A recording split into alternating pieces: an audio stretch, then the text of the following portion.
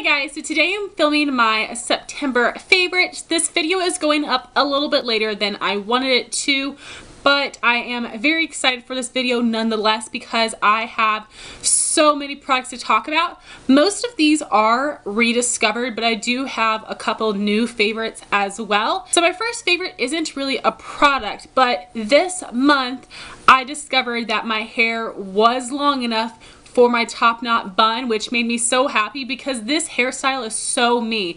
I wear this hairstyle all the time. Like, people at work, people at school know me as that girl with her hair in the bun, and I just really love wearing my hair like this. And when I got my hair cut, I thought it was too short to put up in my top knot bun like this, but it actually wasn't. It is long enough to do so, which makes me so happy.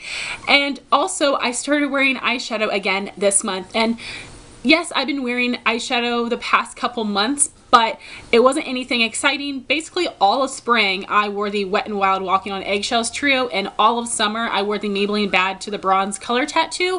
While I absolutely love those products, I think they're phenomenal, I just was excited to wear different eye looks and really fall back in love with eyeshadow. Eyeshadow was my first makeup love, then it moved on to blush and lip products, but I am coming back full circle to eyeshadows, and that makes me so happy. So with my rediscovered love of eyeshadow and wearing my hair in a top knot, it made me feel like my old self. I filmed a video at the beginning of this month, my e.l.f. Instant Lift Brow Pencil first impression, and that day was when I discovered my hair was long enough for a top knot, and I wore the Balm Meet Matte Nude palette, which has been a holy grail of mine for years. And wearing my hair in a top knot with that palette reminded me of college, when I just kind of was in a happier place, and it just made me feel really excited to feel like the old me. And that's more of how I felt at the beginning of the month. I feel different now. I have gotten in a little bit of a slump.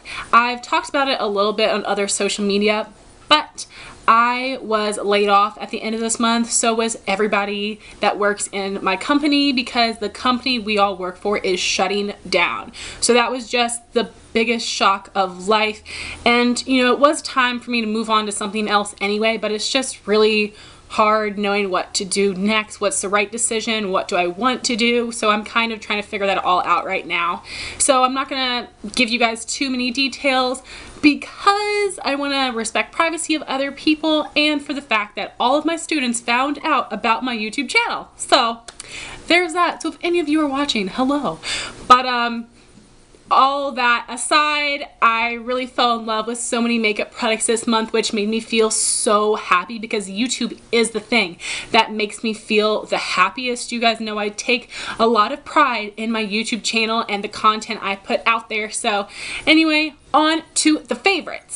So there were 3 makeup looks that I fell in love with, rediscovered, and wore a ton this month, which makes me feel so happy. And the first look is a drugstore Marsala look. And Marsala is the color of the year, and I wanted to do this tutorial for a while, but I thought this makeup look would be most fitting for fall. So I am really stoked about this tutorial. And the eyeshadows are from Makeup Geek. I'm using these 4 shadows, which are Shimma Shimma, Country Girl, Frappe, and Bitten. The blush for this look is ColourPop Between the Sheets. And the lip color for this look would be the ColourPop Lippie Stick and Lippie Pencil in the shade Brink.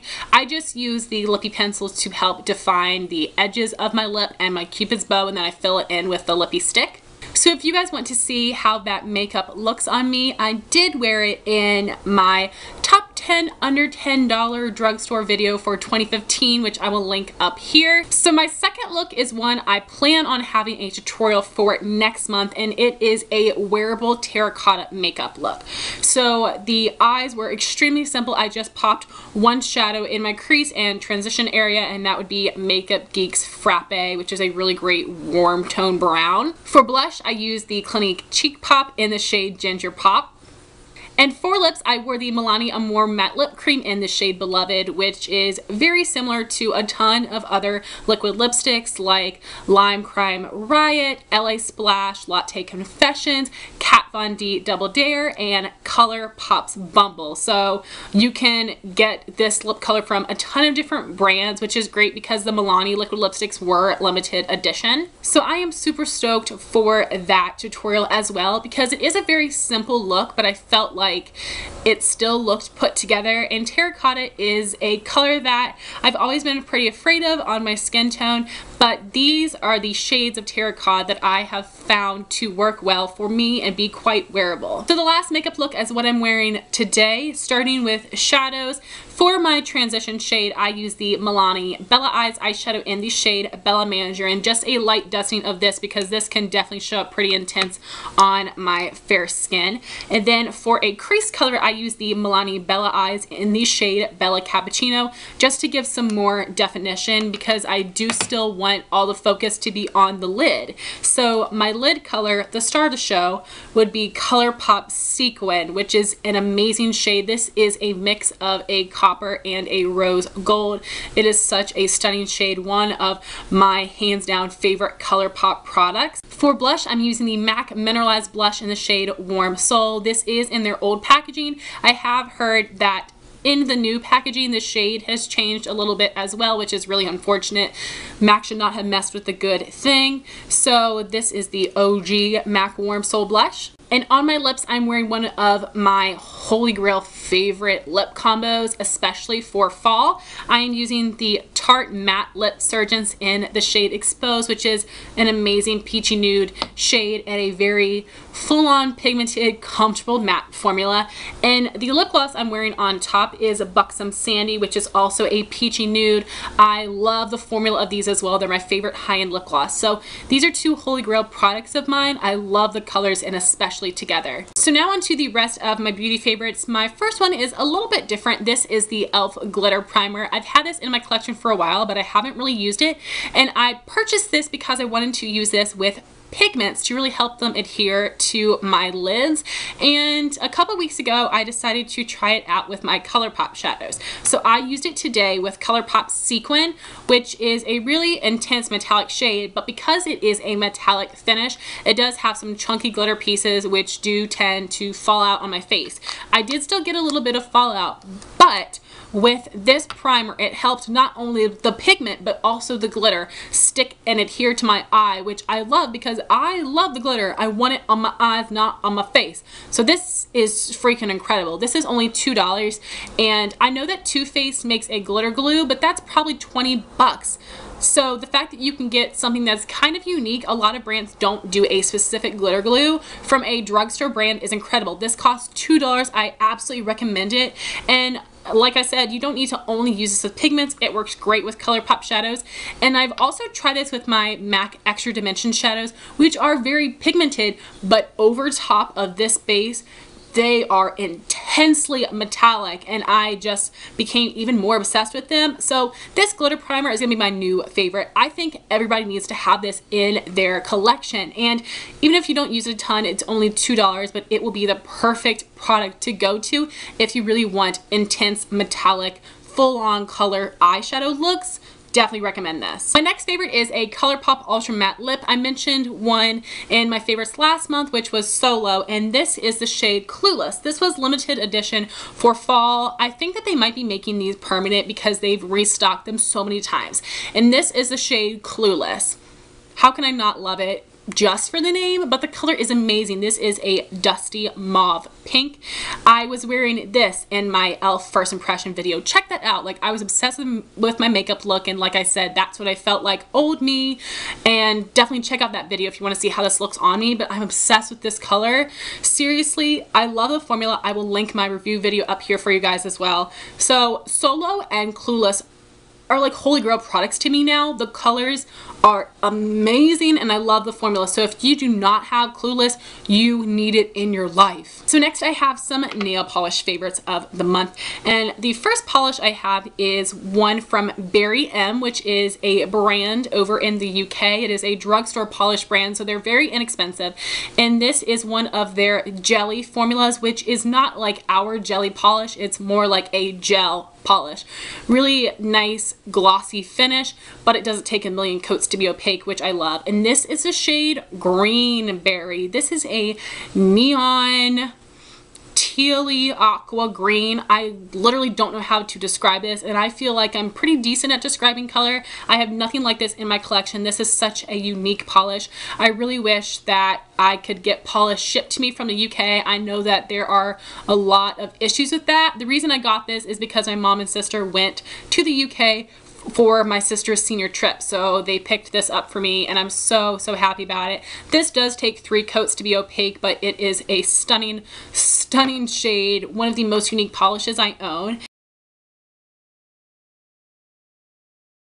The next polish I have is Essie's In The Cabana. This was part of a summer collection a couple years ago, but this was made into their permanent collection. Essie does that all the time, which I really love. It tends to be my favorite shades also that make it to their permanent line, which makes me so happy. This is an amazing blue. This is opaque in 2 coats. Essie is a brand that I always hesitate to try because I always fall in love with the colors, but the formula is usually crappy. This is amazing. Such a beautiful bright blue. Definitely recommend you guys pick this up if you don't own it already.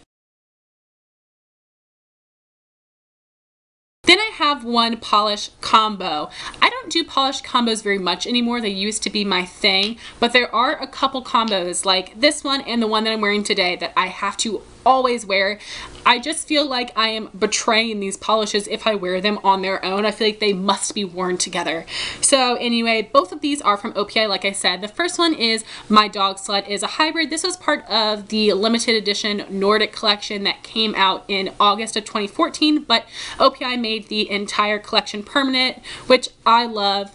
OPI does that as well. See, my nail polish brands got my back. They're making my favorite colors permanent so I can always get them. So I really appreciate that from those brands, looking out for me like that. And the other color I have is OPI Glitzerland, which is an amazing sandy gold color. And this is part of their permanent collection.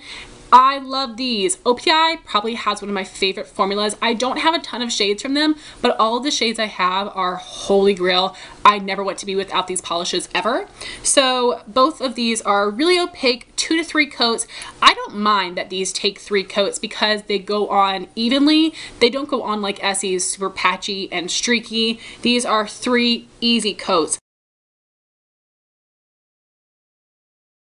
So lastly, I have a brush favorite, and this is an eyeshadow brush that my friend Jean sent to me. This is the Sonia Kashuk pointed blending brush. So I love this brush for applying color in my crease and in my transition area. I was using it for the Makeup Geek Frappe in my wearable terracotta makeup look because I wanted to apply the color in my crease and transition area. This brush is so perfect for that. Thank you so much, Jean, for sending this to me because this is amazing. I think that this brush is perfect. It has a really great point to help be precise, but it also blends the product perfectly. Usually brushes do one or the other, so I was very impressed by this brush, and it's Sonia Kashuk. It is pretty inexpensive, readily available at Target.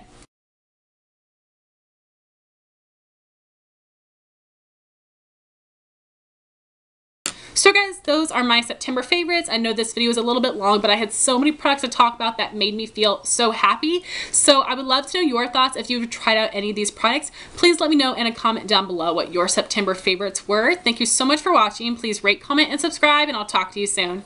Bye guys.